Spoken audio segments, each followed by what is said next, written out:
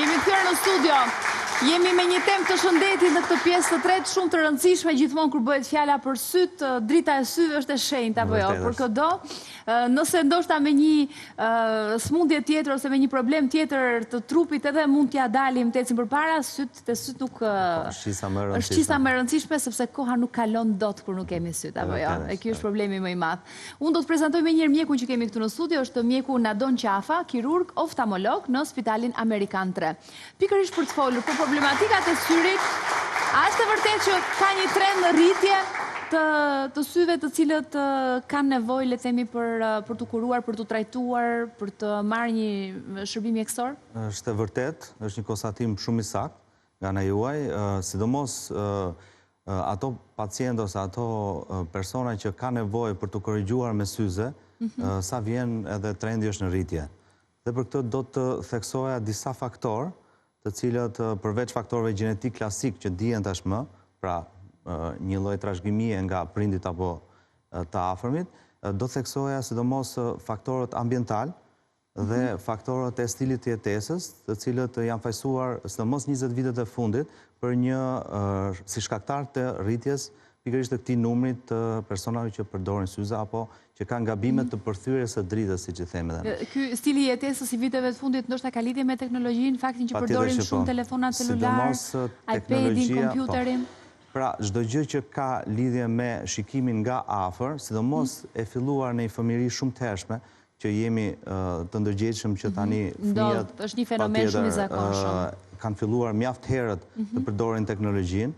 Ka njëra anë teknologjia shumë e mirë për të përditshmën tonë, por kur fillohet kaq herët, sidomos ky stres viziv që i përçohet fëmijës apo adoleshentit me orë të zgjatura, ka sjell, pra njihet si shkaktar i rritjes së numrit të këtyre gabimeve të përthyrjes dritës. Pra, të persona që mbajnë ose që ka nevojë për korrigjim me syze. Ekzaminimet janë të ndryshme apo jo, që bëhen okulistik për të parë nëse syri ka nevojë për korrigjime të probleme me syrin. Ne kemi përgatitur një material pikërisht të tillë në Spitalin Amerikan 3, ku doktori na tregon më pas edhe a është në gjendje syri për shembull të përballojë ndërhyrje të caktuara. Gjithmonë në varësi të rastit, rasti është shumë individual, por më gjatë do të flasim edhe pasi të kthehemi në studio. Kështu që shohim materialin dhe kthehemi.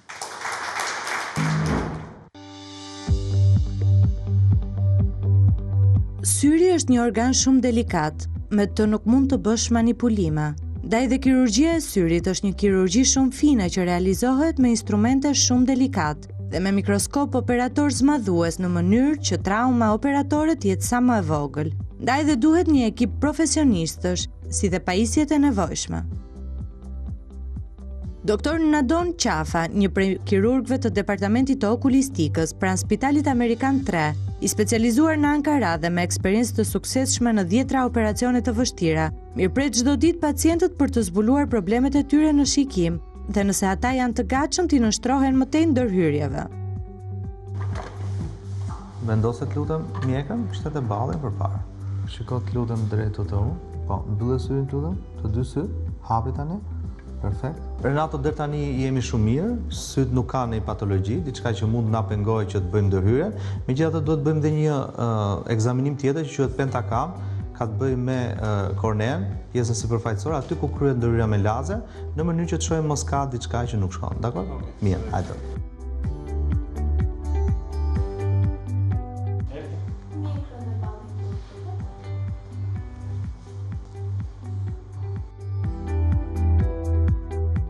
Hape syrin fort.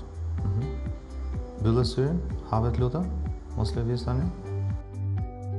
Ky ekzaminim na tregon që kornea është më se normale, pra nuk ka një patologji që mundet na pengojë kryerjen e kësaj lloji ndërhyrje dhe po kështu trashësia e korneas është brenda normave të lejuara. Kështu që edhe kjo ka dalë shumë mirë. Dakor? Qendra e okulistikës në Spitalin Amerikan me një ekip të specializuar mjekësh shqiptar dhe të huaj ofrojnë shërbime cilësore edhe kur bëhet fjalë për të kryer ndërhyrje kirurgjikale të vështira.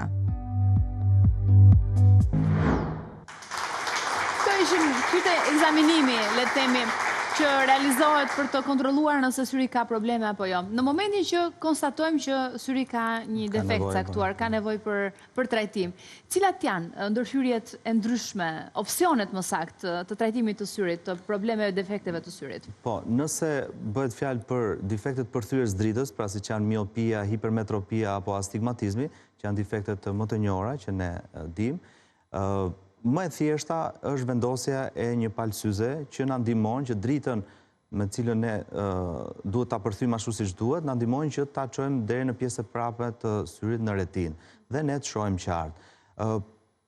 Përveç kësaj kemi edhe përdorimin e lenteve kontaktit si një opsion i dytë që është më pak i përdorshëm, por dhe kjo ka disa specifika, pra duhet kemi atë kujdesin e duhur që të gjithë e dimë në përdorimin. Dhe e treta është një zgjidhje definitive të përhershme, pra eliminimin e numrit syzeve.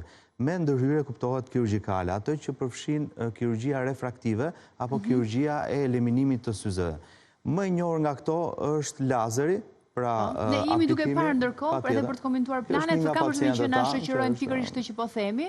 Kjo është një ndërhyrje që jeni ju, doktor, duke bërë aktualisht. Një ndërhyrje që pikërisht në këtë moment është aplikimi i lazerit, siç vihet re aty është totalisht sipërfaqësor, pra lazeri nuk ka efekt në shtresat e brendshme të syrit, është shumë i shpejt, brenda pak sekondash eliminohet me anë të teknologjisë që vjen gjithmonë në perfeksionim ditët e sotme. Dhe kuptohet që efektet anësore janë pothuajse, nuk mund të them zero, se nuk ka kirurgji me risk zero, por janë minimale fare. Dhe kohët e fundit, sidomos në kirurgji me lazer, që është një pjesa më e madhe ndërmuese e këtyre lloj kirurgjive, është futur dhe koncepti i femtosecond ose lazerit që krijon pikërisht flepin, pra pjesën e parë të operacionit. Deri dje bëjnë në mënyrë mekanike, kurse tani lazeri është ai që na ndihmon duke ulur akoma më shumë rrisjet, rreziqet gjatë kësaj ndërhyrje. Sa e sigurt është kjo lloj kirurgjie? Ka gjithmonë rezultat? Ka gjithmonë sukses, le të themi, kjo lloj ndërhyrje? Patjetër që rasti nuk i ngjan rastit. Këtu bëhet fjalë në një term përfshihen të gjithë ndërhyrjet për heqjen e eliminimin e syzeve, edhe ai që ka për shembull një numër -1 dhe personat që kanë numër -20.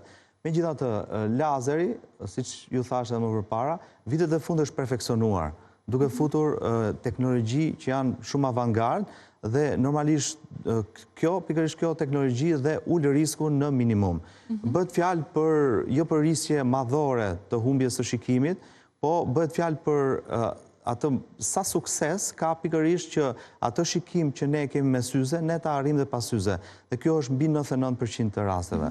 Pra ne arrijmë ta sigurojmë këtë. Ka njerëz që ndoshta vazhdojnë akoma me ato tabute vjetra dhe që i druhen trajtimit të syrit me anë të kirurgjisë, pikërisht nga frika se mund syri do ta humbasin syrin përgjithmonë. Se duket aq e vështirë ndoshta për të prekur syrin, ndoshta se imagjinojnë dot. Edhe i trëmbën ndërhyrjes dhe vazhdojnë që ndrojnë ashtu.